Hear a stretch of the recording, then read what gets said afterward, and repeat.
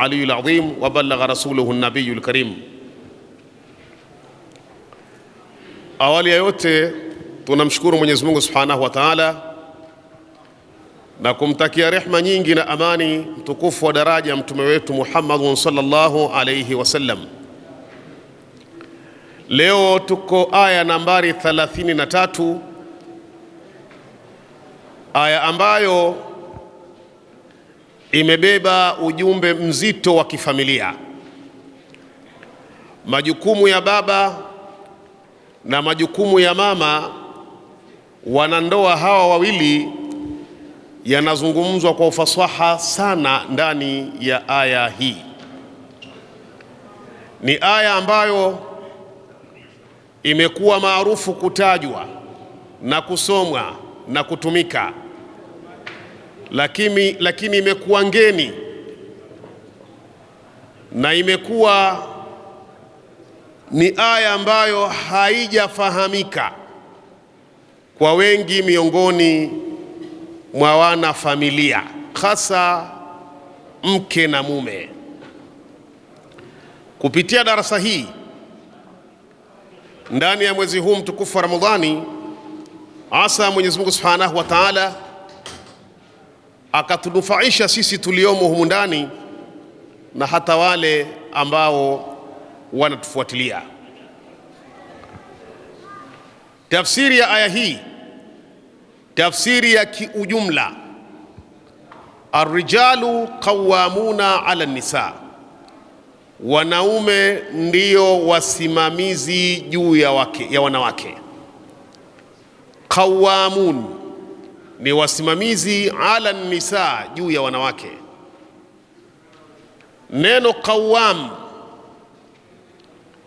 ni swighul mubalagha, ni swigha inayoonyesha ukubwa wa lile tendo linalofanyika, kwamba ule usimamizi sio usimamizi mdogo, ni usimamizi mkubwa kwelikweli. Ni kama vile katika swigha hii ukamwambia mtu ambaye anapiga, anta dhiribun, wewe ni mpigaji sana. Anaweza akaitwa dharibun, wewe ni mpigaji, likawa halina uzito. Anta qatilun, wewe ni muuaji sana, ala wazni fa'ilun. Lakini unaweza kusema anta qatilun, wewe ni muuaji. Kwa hiyo Mwenyezi Mungu anapotumia swigha mubalagha katika jambo ni kuonyesha uzito wa lile jambo. Kwa hiyo hapa ni uzito wa usimamizi. Ule usimamizi wa mwanamume si wa bahati mbaya, ni wa uhakika, tena ni wa lazima. Qawwamuna 'ala nisa. Kwa nini liwe hilo la usimamizi wao juu ya kina mama? Bima faddala Allahu ba'dahum 'ala ba'dhi, kwa kule Mwenyezi Mungu kufadhilisha baadhi yao kuliko baadhi nyingine. Mwanamume kafadhilishwa kuliko mwanamke. Hiyo ni eneo la kwanza. Eneo la pili, wa bima anfaqu min amwalihim, na kwa yale wanayotoa kunako mali zao. Mnapotengeneza jambo la ndoa, wote mnakwenda kuoana na mnashare ile furaha ya ndoa, na ladha ile inapatikana pande zote mbili.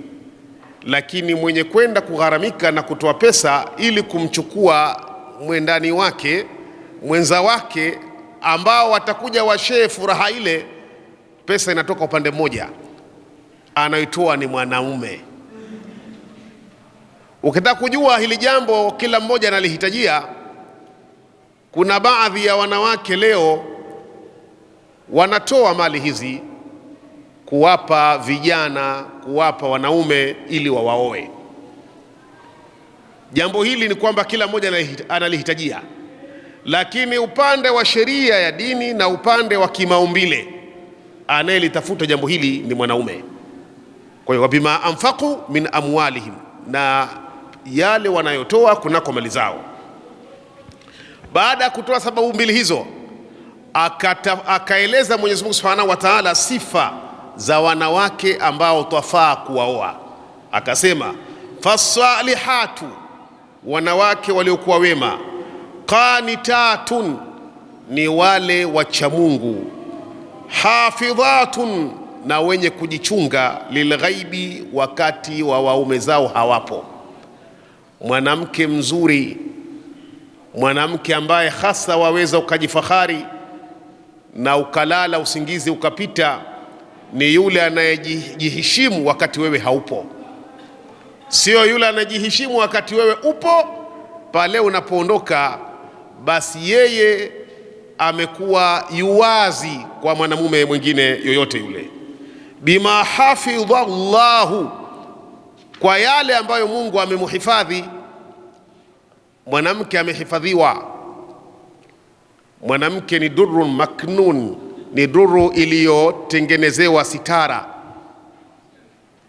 na haifunguliwi ile ila kwa haki yake.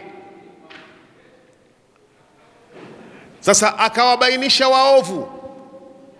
Kuna mambo karibu ni manne katika aya hii. Wallati takhafuna nushuzahunna, na wale mnaoechelea uasi wao, kwamba hawa ni waaswi. Katoa njia, tufanyeje? Njia ya kwanza, fa'idhuhunna, wapewe mauidha, wapewe mawaidha. Fa'idhuhunna, wawaidhiwe, wapewe mauidha. Wahjuruhunna fil madaji'i, ikiwa mauidha hayakufaa, wahamwe vitandani, uhame kitandani. Yote haya nitatoa sherehe, nazungumza kwa neno kwa neno, kalimatan bikalima, kama aya inavyosema. Nitakuambia maidha gani, unamuhamaje kitandani, yote utafahamu. Lakini wadhribuhunna, wapigwe, wapigeni. Ni pigo la kiwango gani, la kiasi gani, na ni kwa nini nafikia kupiga? Fa in at'anakum, anatoa halun, solution, pale ambapo watakutiini. Fala tabghu alaihinna sabila, msiwatafutie njia ya kukuasini, ya kukuudhini, ya kutokuwatii. Wenyewe wamekuwa watiifu, nyie mkawachokonoa mpaka wakapoteza heshima kwenu. Waheshimuni pale wanapowatiini. Inna Allaha kana aliyan kabira, hakika Mwenyezi Mungu amekuwa aliyan, yuko juu, kabiran, na ni mkubwa wa kila jambo. Ndugu zangu, tuende katika sababu ya kuteremka aya hii. Aya hii imeteremka kwa bwana mmoja anaitwa Saad bin Rabi'i, ambaye alikuwa zama za Mtume Muhammad sallallahu alaihi wasallam. Mke wake alifanya waswi, nashazat alayhi imraatuhu, mke wake alimuaswi, na mke wake alikuwa aitwa Habiba bintu Zaidi bun Kharija bun Abi Zuhair. Huyu alikuwa ndiye mke wake, alikuwa ni mke wa bwana Saad. Alipofanya uaswi, falatamaha, alimchapa kofi, alimpiga kofi kwa mkono wake. Faqala abuha, baba yake akasema, baba wa binti, mnaelewa vizuri eh? Baada kuwa binti yake kapigwa na mumewe, baba akasema, ya Rasulullah, ni kama mashtaka, anamshtakia Mtume sallallahu alaihi wasallam. Mjumbe wa Mwenyezi Mungu, afrashtuhu karimati,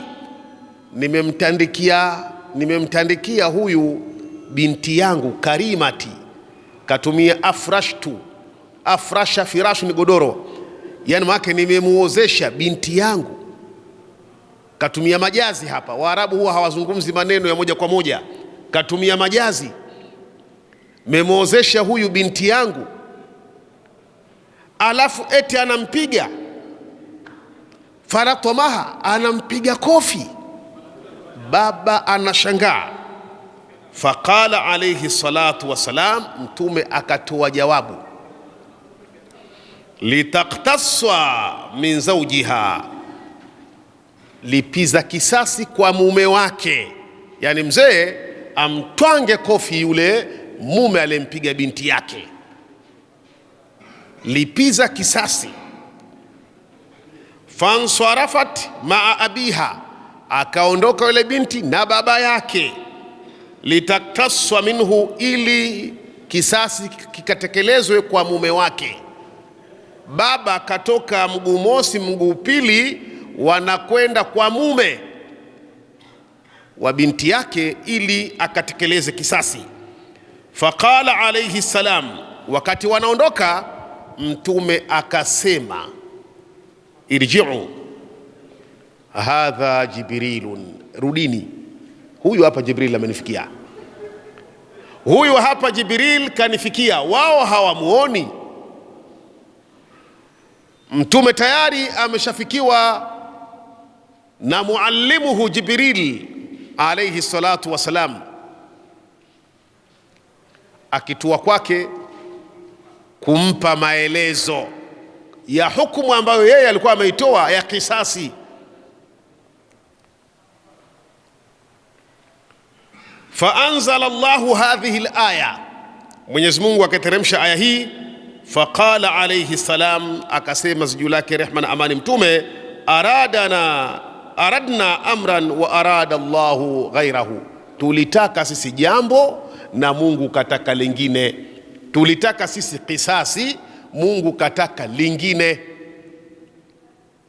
Ndio ikaja arrijalu qawwamuna ala nisaa, na maelezo yake yote yale imeteremka aya kwa tukio la huyu ndugu yetu Saadi na mkewe Habiba. Hivyo ndugu zangu, hii ni sababu ya kuteremka kwa aya hii. Sherehe inayotuitia aya hii, dalati hadhihi alaya, imejulisha aya hii juu ya kutiwa adabu wanawake na waume zao,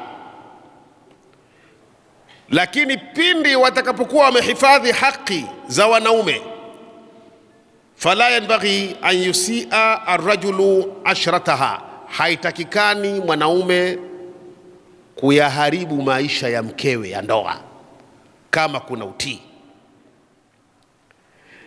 Nayo min alqiyami ala shay, kusimamia juu ya kila kitu.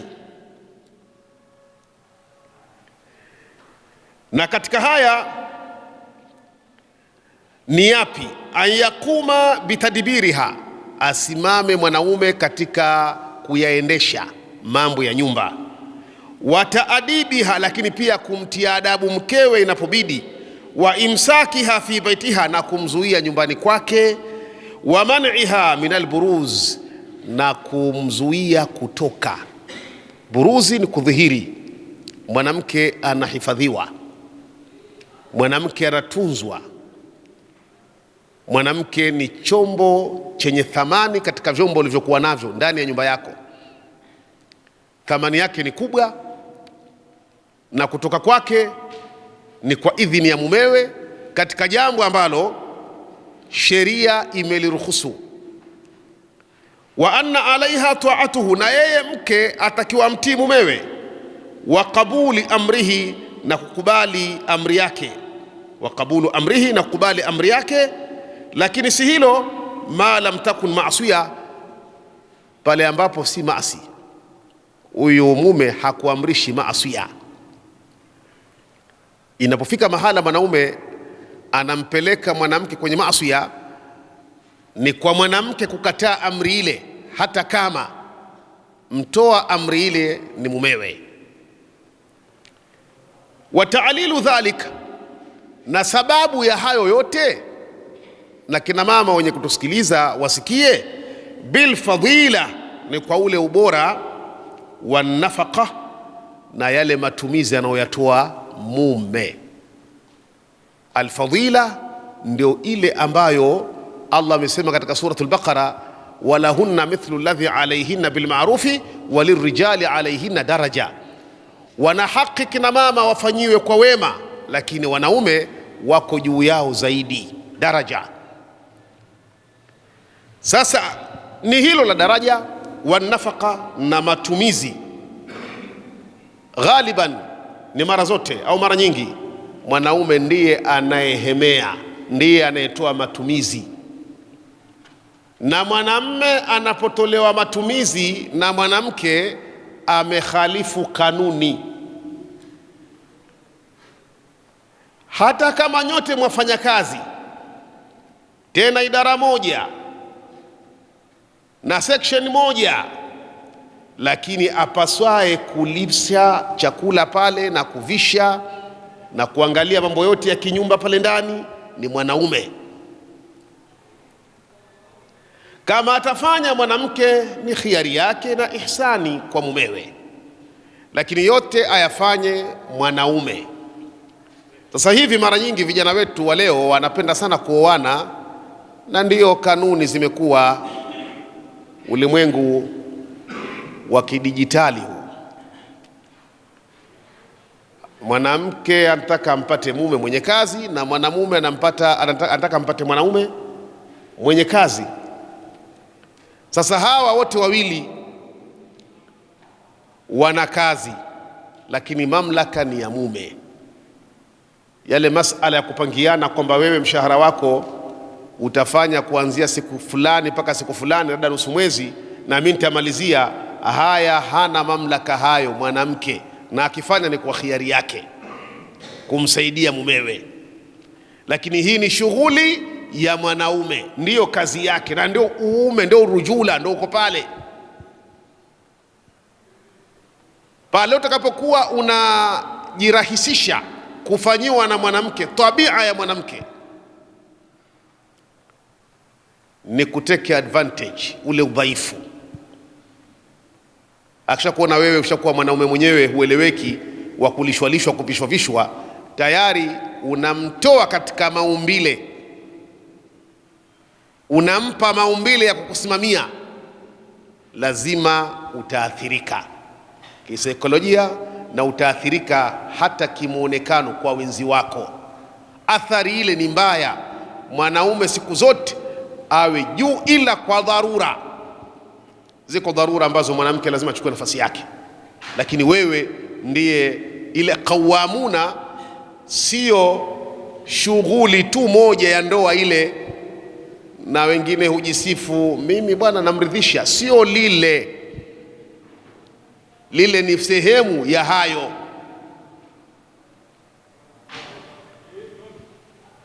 Na tuendelee, naomba sana katika eneo hili, aya hii leo tuisome vizuri, tupate kujua majukumu ya kila mmoja kunako wanandoa. Naam, wala aql, lakini akili ya mwanaume pia iko juu zaidi. Wataka usitake, iko juu zaidi. Sisemi sana hapa.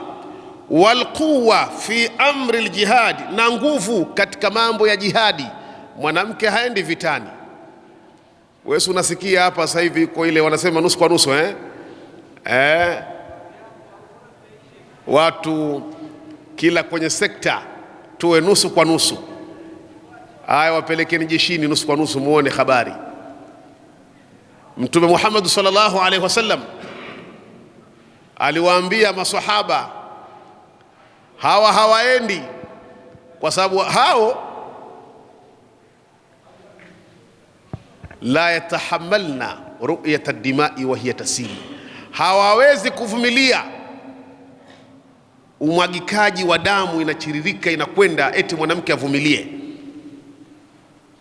Wamekwenda mbali kwamba huyo adui ambaye tayari kapigwa vitani na damu inatoka, kwa tabia mwanamke anaweza akamhurumia, na hatimaye akaona mbembeleze, na hatimaye akaona awe mwenza wake. ima kwa haramu au kwa halali. Huyo ndo mwanamke. Haya ni maumbile yake. Fa innahunna atifiyatul mizaj, yani wanawake ni watu wenye kubadilika kama kinyonga. Kuja kukuzukia tu mwanamke kukuambia nataka talaka yangu, ni pipi kwa mtoto bwana. Sasa mke wangu nimekufanya nini? Kuna nini? Nipe talaka yangu. Mimi maisha na wewe mwisho. Mnaita wazee wanakuja pale, jamani, hebu mmezaa watoto hawa. Hakuna, mimi baba imetosha kuishi na huyu. Kwani ana kubwa gani? Haelezi, mimi nataka talaka yangu. Hapo kishabadilika. Ni rahisi sana kumwambia mwanaume, bwana ameisha shekhi wangu, hebu msamehe mkeo bwana, msamehe. Ni rahisi sana. Basi bwana, wacha tuache. Lakini mwanamke akisema sitaki, kumrudisha kwenye nataka, shughuli yake nzito. Sisi tunaamua, tunayaona hayo. Ni rahisi sana mwanaume kumrudisha kwenye mke kama itakuwa yeye ndo kakataa mwanaume, lakini ni vigumu mno mwanamke anaposema sitaki, alafu nyinyi mkae hapo mnaleta aya na hadithi kwamba eti yaishe. Shughuli yake ni nzito sana. Kwa hiyo amesema hapa nguvu katika jihadi, na kama nilivyosema leo wote hapa kwenye mabunge huko, nusu kwa nusu, sijui kwenye nini, nusu kwa nusu. Haya, na jeshini na nyie mwende nusu kwa nusu, ukaone cha mtema kuni kule. Na hao wenyewe walioleta slogan ya nusu kwa nusu huko Maulaya huko, majeshi yao hakuna wanawake, na kama wapo ni wachache mno. Lakini wanataka wazuge wenzi wao kuwaambia nusu kwa nusu katika kila area, matokeo yake tulete nakama. Sio jambo la kawaida. Mwanamke maumbile yake Allah kamuumba ni chombo cha kustarehesha, ni chombo cha kutulia nyumbani. Utoke ufike umwone mke wako amejipamba, yuko vizuri. Ndiyo haki ya mwanamke hiyo. Hata huku kwetu huku kuna watu wanaoa, wengine wanaoa kuongeza hekari, kuongeza majembe. Alikuwa analima eka moja, anaongeza mke wa pili aongeze heka. Hata hawa ni watu wahovyo sana, ni watu wasioelewa nini ndoa na wasioelewa nini mwanamke. Mwanamke ni kioo. Umetoka huko umechafuka na jembe, akuone, akufute, akushughulikie, akuogeshe, akuvishe, ndiyo shughuli yake. Sasa nyote mmekuja chakari, mmechoka. Mwanamke ana vumbi paka kwenye pua, wewe mwenyewe paka puani. Mmekutana pale, hakuna kumwangalia mwenzake, kumwambia bwana wewe mwenzangu, wote mmeharibikiwa. Nani amsaidie mwenziwe? Kwa hiyo mwanamke, naomba aeleweke katika darasa yetu hii kwa mujibu wa Qur'an na sunna za Bwana Mtume. Mwanamke ni kioo. Ad-dunya mataa, dunia ni starehe. Wa khairu mataiha almar'atu salihah, kilele cha starehe ya dunia ni mwanamke mwema, mwanamke mzuri. Hawezi kuwa mwema, hawezi kuwa mzuri kama hana matunzo.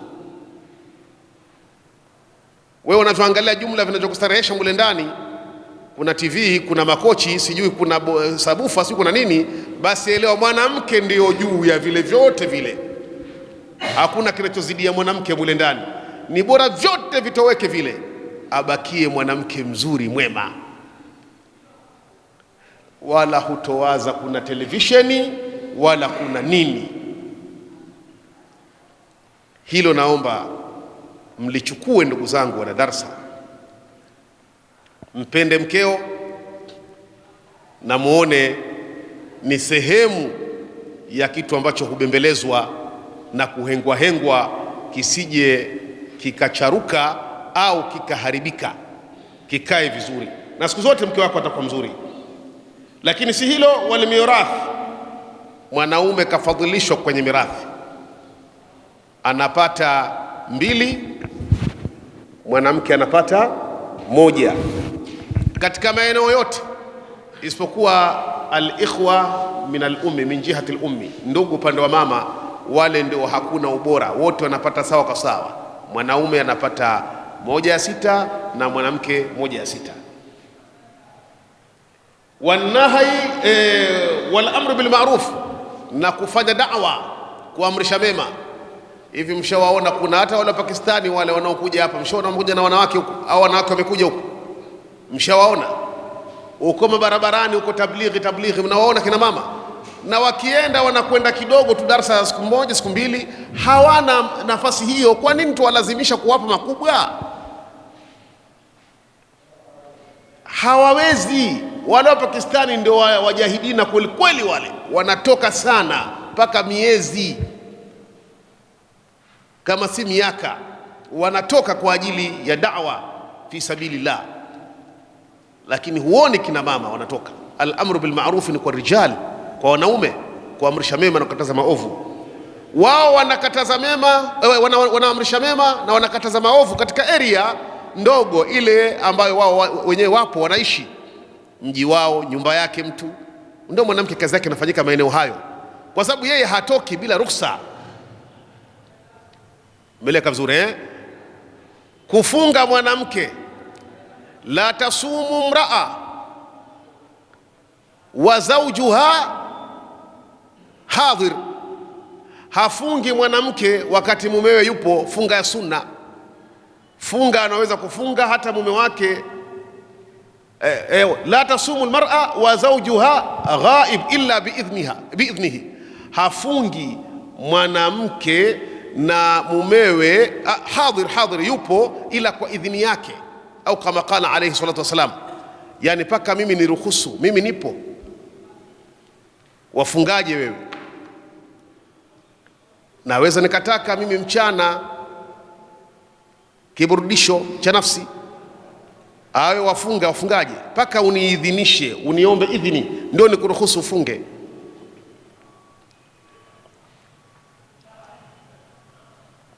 Na inaendelea, anasema waqad raa ba'dhum fi tafdhil, na baadhi yao wameendelea, wamechunga katika huo ubora. Al-lihya, ndevu pia ni ubora, yeye ota ndevu, yeye zile ndevu pia ni ubora. Walaisa bishai, huyu shekha anasema lakini ndevu si kitu chochote. Fa inna al-lihya, hakika ya ndevu, kad takunu walaisa maaha shay'un, anaweza mtu akawa na ndevu lakini mzigo, madevu makubwa, lakini anapelekwa tuna mwanamke. Kwa ndevu si lolote bwana, lakini pia ni heshima ya mwanaume hiyo.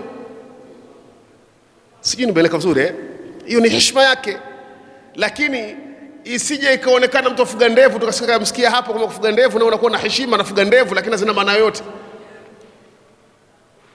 Anakokotwa tuna mwanamke na ndevu zake, na ni aibu sana. Bora usiwe na ndevu. Ndevu ina heshima yake, Sheikh. Kwa hiyo ndevu ni sehemu ambayo inampa pia ubora mwanamke kuliko mwanaume, pamoja na kwamba kuna wanawake wachache sana wana ndevu, wachache sana wanaota ndevu, na inakuwa ni kama nadri, shadh. Naam. Wa bima anfaqu min amwalihim, na yale wanayotoa kunako mali zao. Ndugu zangu, kama nilivyosema, mwanamume ndiye anayetoa mali, hivyo mwanaume anapata nafasi kubwa. Na hili anasema shekhe katika sherehe yake hapa, mata ajaza an nafaqatiha lam yakun qawaman alaiha, pale anaposhindwa mwanaume kumhudumia mkewe, ule ukawamu unaondoka, ule uume unaondoka, ule usimamizi unaondoka. Mwanamke yuko ndani havai hali, automatic ule uume, ule usimamizi unaondoka, kwa sababu hata shughuli ile ya ndoa yenyewe inahitaji huyu avae vizuri, ale, ashibe. Kwa ule usimamizi unajiondoa. Anasema wa idha lam yakun qawaman alaiha kana laha faskhul aqdi, kama hakuwa msimamizi juu ya mkewe, hawezi kumfanyia hayo lazungumza, mwanamke ana khiari kuivunja ndoa, ana khiari kuivunja ndoa. lizawali almaqsud alladhi shar'a liajlihi nikah, kwa kuondoka maksudio ambayo kwa ajili yake sheria ya ndoa ndio imewekwa. Ndoa imewekewa sheria, miongoni mwayo uweze kumfanyia nafaka na umfanyie kiswa, mavazi, matumizi, na umvishe na umweke katika sakani, akae mahala pazuri atulie. Naam. Wa fihi dalalatun wadiha min hadha alwajhi ala thubuti fasq nikah inda al-i'sar bin nafaqa, na hapa pana dalili ya wazi dalili ya wazi juu ya kuthibiti kuvunjika ndoa wakati mwanamume hana uwezo wa kumlea mkewe bin nafaqa, kwa kumpa matumizi, wal kiswa, na mavazi. Na hii ni madhhabu Imam Maliki wa Shafi'i, wamesema hivyo. Wa qala Abu Hanifa, Abu Hanifa amesema la yufsakhu, ndoa haivunjwi kwa hilo, liqaulihi ta'ala, yeye amestadili kauli ya Mwenyezi Mungu Subhanahu wa Ta'ala, wa in kana dhu usra, ikiwa mwenzenu ni fakiri, ana uzito, dhu usra, ni mwenye uzito, fanadhira, asubiriwe, ila maisara, apate wepesi. Haya, hata huyu aliyesema kwamba isivunjwe, haya, umesubirishwa wewe mwaka, wewe kazi kucheza bao, ufanye kazi, umeingia mwaka wa pili, wewe unaendelea tu. Sasa hata uwe mwanamke atasubiri kwa kiwango gani? Kwa ufupi kwamba suala la kuhakikisha mke anapata lishe, kwa maana chakula, matumizi pamoja na mavazi, ni jambo ambalo ni lazima, na yule ambaye linamshinda mwanamke akikosa subra, basi aelewe ndoa ana uwezo wa kuivunja kwa mujibu wa sheria. Naam. Twende katika wale wanawake waliokuwa wema, ambao tumeambiwa hapa ni wale wacha Mungu wenye kuhifadhi siri zao wakati waume zao hawapo. Hadithi ya Abi Hurairah radhiyallahu anhu annahu qala Rasulullah sallallahu alayhi wasallam, amesema Mtume, rehma na amani za Mungu zimwendee, khairun nisa, bora ya wanawake waliokuwa bora, allati, ni yule mwanamke ambaye idha nadharta ilaiha saratka, unapomwangalia anakufurahisha. Na ndio maana kabla ya kuoa uchague, na hili limewekwa wazi kabisa na Mtume sallallahu alaihi wasallam. Usije ukawa unaanza kujutajuta mara kuona kwamba nililazimishwa, sijui baba hapa aliniambia tu kamwe ndugu yako. La, chagua. Bora ya wanawake ni yule ambaye ukimwangalia saratka, anakufurahisha wewe mwenyewe, unaona raha. Achilia mbali na wale matamaa, kuna watu mtamaa kweli, anaye wa kumfurahisha, lakini bado anayemwangalia nje anamfurahisha zaidi kuliko ile ndani. Sasa huu ni msiba mwingine. Lakini yule ulechagua mwenyewe ukaona nakufaa, basi kama ni wa kwanza, yule wa pili, na ukapewa nafasi ya kuoa mpaka wa nne, ili ile hali yako ya kinafsi na vionjo mpaka vikifika mara 4 vitakuwa vimekwisha. Kuna mweupe, kuna mweusi, kuna mrefu, kuna mfupi, yatosha. Lakini kuna mtu ana 4 lakini vimoda 5. Kwa hiyo ni yule aliyekufurahisha zama unapomwangalia, pindi unapomwangalia. Wa idha amartaha ata'atka, na yule ambaye ukimwamrisha na kutii. Mwanamke mzuri ni yule ambaye ukimwamrisha jambo na kutii. Wallahi hakuna msiba mkubwa kama mwanamke kutokuwa mtiifu. Mke wangu, naomba uniwekee maji ya kuoga, wewe nao umezidi. Hata kuchukua ndoo tu kupeleka hapa nikuwekee mimi, umezidi manyanyaso. Haya ni manyanyaso, ndo wake zetu hao. Basi nimefika, naomba unitengee daku. We binti, fanya kazi huyo, hebu mwekee baba yako hapo. Mke wangu, wewe upo, kwa nini usinekee? Hivyo nafikiri watu hawachoke hivi. Kama ni wewe ungeyaweza hayo, unaambiwa maneno hayo, huna jema shekhi wangu. Haya ndiyo tunaoyaishi. Mwanamke yule ambaye amechoka anakuambia mume wangu inshallah, mpaka wewe mwenyewe wamhurumia, mke wangu tulia, nitafanya mwenyewe. Unajua kutengeneza uzuri ni kuweka akiba. Imani ya mtu hata katika msikiti, mtu anayekufanyia uzuri unamweka akiba, ndio zile akiba ambazo haziozi. Hakuna mwanadamu hata mmoja anayependa anapotaka lake basi apingwe.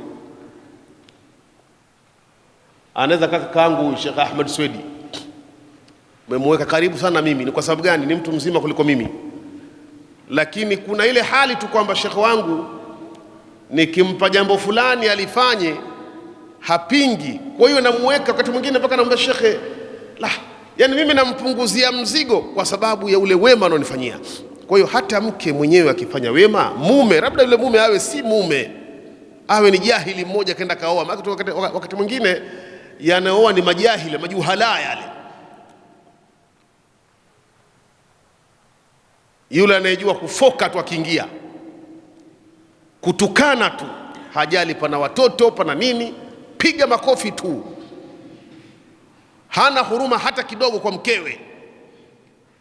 Hao bwana, Mungu atunusuru mabinti zetu kupata wanaume wa namna hiyo. Ni bora wawe hawana kitu, lakini kuna heshima ndani ya nyumba. Naam, anasema wa idha ghibta anha, ukimghibu maanake ukiondoka, ukiwa haupo, hafidhatka fi nafsiha wa malik, anajihifadhi yeye mwenyewe. Yule binti anajihifadhi kwenye nafsi yake na anahifadhi mali yako. Angalia hapa, yeye mwenyewe anajihifadhi alafu anahifadhi mali yako. Ndugu zangu, wanawake wengi miongoni mwa wanawake wetu, unapokuwepo ndio utii, ukiondoka basi una wenzako ambao mna share katika usaila, katika asali ile, si peke yako. Na hila fanyika wewe ukiwa haupo, anakuwa na taa ya kinafiki, anakutii kinafiki, kinifaq.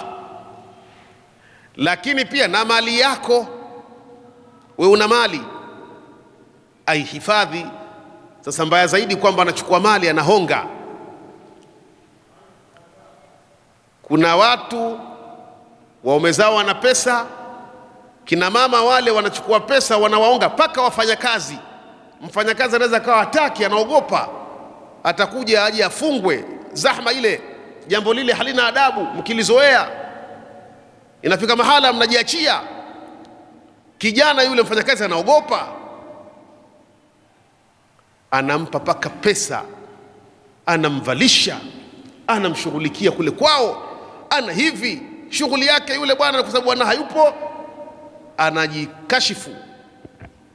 Mkeo anajikashifu, anajiwacha wazi kwa mtu wa kawaida asiyejua thamani ambayo wewe umeitoa kwa ile binti. Anachezea mwili wa mkeo. Hakuna jambo ambalo lina faragha na lina ubabe na usiri kama jambo la mke na mume. Mtu anayejiserebua mwili wake, anajikashifu mwili wake akakuachia wewe, mkawa nyie ndio mnao elewana katika hali zenu za kiundani, alafu anakuja mfanyakazi tu, naye pia naye anafunuliwa na yeye mwili. Shekhe, mahala pazito sana. Ndio pale ukasikia mtu kajiua au kamua na yule mwanamke. Ni mambo kama hayo, zile ni siri nyingine ajabu ya Rahman. Hebu angalia, mwanamke ana ghali kama gari. Uongo jamani? Hivi kuna mtu anaoa mwanamke kama gari? Labda Ulaya huko na huko wapi, huko Warabuni. Lakini sisi hapa wanawake wengine tunaoa hata msahafu unaweza kuwa una thamani. Kuna wengine wanaolewa labda thamani sana ni baskeli. Mwingine anaolewa sana milioni 1, sawa sawa kanunue gari ndogo tu, nunua ST tu milioni 17 showroom.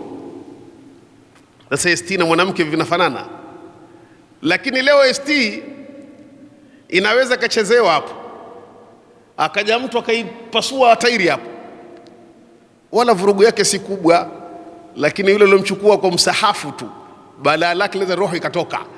Kuna nini? Sijui mmenielewa hapa anasema. Yani thamani ya mwanamke katika kumchukua ni ndogo, lakini katika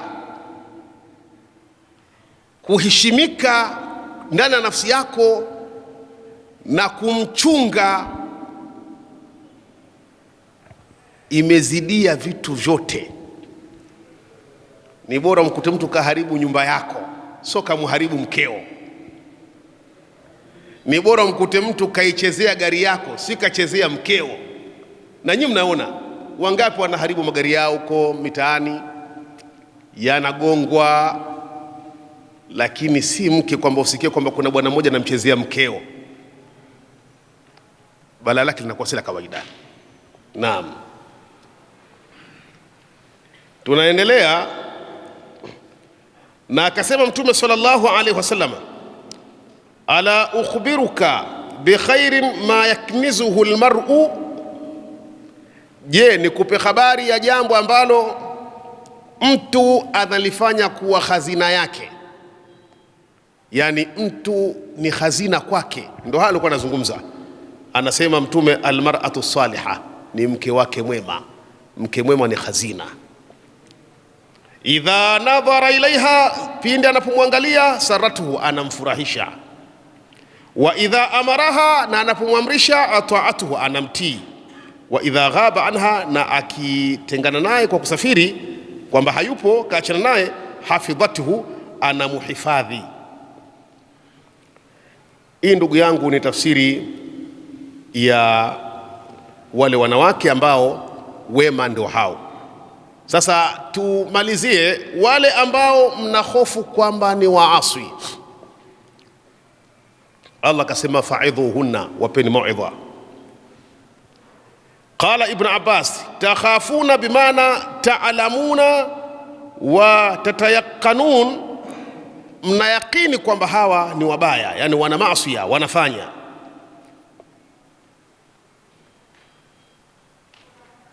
Hawa tumepewa hatua za kuchukua, na hatua hizi Allah kazungumza, fa'idhuhunna ni mauidha. Kwanza wapatikane wajuzi wa dini, watoe nasaha. Fa'idhuhunna, watoe nasaha, na nasaha hizi zitolewe na wajuzi. Kuna watu baada ya kutoa nasaha wanakoka moto, wanapalilia. Na hapo sasa, kwa nini? Maisha ya ndoa falsafa yake ni Qur'ani. Qur'ani imeshaeleza ndoa iweje, na sehemu ya pili ni Mtume Muhammad sallallahu alaihi wasallam. Yeye ndio amesema kwamba wanawake wameumbwa kunako ubavu tena uliopinda. Ukijitahidi kwamba unyooshe utauvunja, na kama utauacha utabakia umejipinda. Sasa usianeni kheri kwa hawa kina mama. Kwa hiyo ni wale wenye kuweza kuyaishi maisha ya ndoa pamoja na kusoma vitabu, lakini wameishi. Hata shekhe ambaye hajaoa, uchungu wa ndoa, misukosuko ya ndoa, mitihani ya ndoa hawezi kuifahamu. Anaweza kachukulia kawaida, akaona kwamba ni simple, kumbe panahitajika utulivu na nasaha kwa mume ili avumilie yale yanayomsumbua mumewe au mkewe. Fa'idhuhunna ay bi kitabillah, amesema hapa kwa kitabu cha Mwenyezi Mungu, wadhkuruhunna ma awjaba Allahu alayhinna, wakumbushwe yale ambayo Mungu amewajibisha juu yao. min husni suhba, katika uzuri wa maisha wakumbushwe. Wa jamili al-ishrati lizawji, na uzuri wa kuishi na mume. Unamwambia wewe bwana, ukitoka hapa utachezewa tu, huko hakuna waume. Ebu mueleze uzuri wa ile ndoa. Wal-i'tirafi bidarajat, na vile vile atambue daraja aliyofikia. Ana mume, yeye anaitwa mke wa mtu. Kuna watu hutoa mapesa kutafuta waume waitwe wake za watu. Mume ni heshima, unamkumbusha. Wayaqul wa biqaul, na aseme vile vile, inna nabiyya sallallahu alaihi wasallam, hakika ya mtume rehma na amani za Mungu zimwendee, amesema, lau amartu ahadan, laiti ningeamrisha yoyote kiumbe, an yasjuda li ahadin, amsujudie kiumbe mwingine, la amartu almar'a an tasjuda li zawjiha, ningemwamrisha mwanamke amsujudie mumewe. Kama ingelifalia kiumbe kumsujudia kiumbe mwingine, basi sijida isingefaa kwa baba wala kwa mama, sijida ingefaa kwa mke kumsujudia mumewe. Haya ni maneno kina mama watakiwa wayajue, hayafichikani haya, lazima yawe wazi. Amesema Mtume sallallahu alayhi wasallam. Waqala, na akasema Mtume, la tamnauhu nafsaha, mwanamke asimzuilie mumewe haki ya ndoa. Wa in kanat ala dhahri katabin, ijapokuwa yuko jikoni. Dhahri katabin, jikoni au katika mgongo wa ngamia, ashuke. Leo kuna wanaume wanapangiwa zamu, wanazamu kabisa shekhe bwana, kwa mwezi. Jana leo tu hii limenipata shtaka la namna hiyo kwa ndugu yangu mmoja yuko Mwanza, na anachokitaka ni dua, manake kishafanya juhudi kashindwa, anapangiwa zamu. Sasa mwanamke wa namna hii anayepanga zamu, ndio hawa wanakatazwa hapa, ndio wale fa'idhuhunna, waonyeni.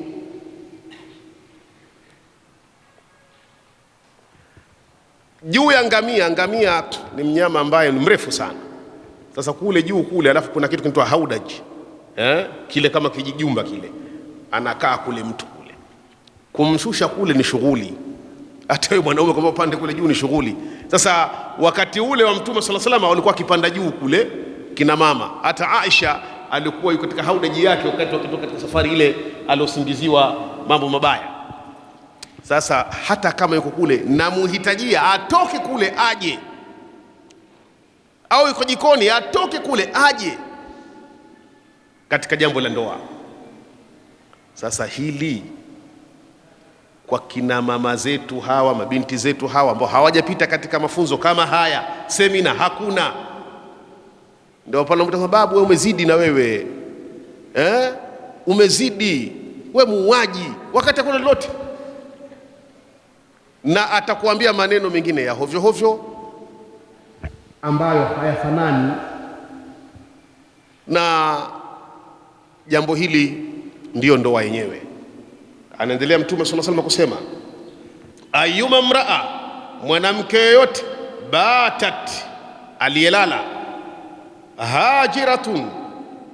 hajiratan firashi zawjiha, hali ya kuwa amehama godoro la mumewe, laanatiha almalaika, malaika watamlani hata tusbiha, paka subhi. Mwanamke yoyote kalala kamuhama mume, mwanamke yoyote amelala kamuhama mumewe, malaika wa Allah wanamlani paka subhi. Na katika riwaya nyingine, hata turajaa, paka arejee kitandani, watadha yadaha fi yadihi, na kuweka mkono wake katika mkono wa mumewe, ndiyo ile laana inaondoka. Naam, muda wangu umekwisha, na tunapoendelea ni katika maeneo muhimu: kuhama kitanda na kupiga, alafu kuna hatua nyingine ambayo wakikutiini msiwatafutie sababu za kuwaudhi, lakini njia ya mwisho ambayo ni ya 4, mkihofu sasa ugomvi hauishi, tutumie njia gani? Naona aya hii ina faida sana kwa jamii iliyotuzunguruka na sisi wenyewe katika maisha, kwa sababu hakuna aliyekuwa kamili katika masala haya ndoa. Kila mmoja kama haudhiki kwa lile ataudhika kwa hili, lakini kwa darasa hii halun, solution itapatikana kwa uwezo wa Allah subhanahu wa ta'ala. Mwenyekiti leo kapata dharura, nadhani hakufika. Nimpe shekhe wangu Ahmed Swedi aweze kushika nafasi yake kwa ajili ya kutoa nafasi ya kuuliza. Wassalamu alaikum wa rahmatullahi wa barakatuh.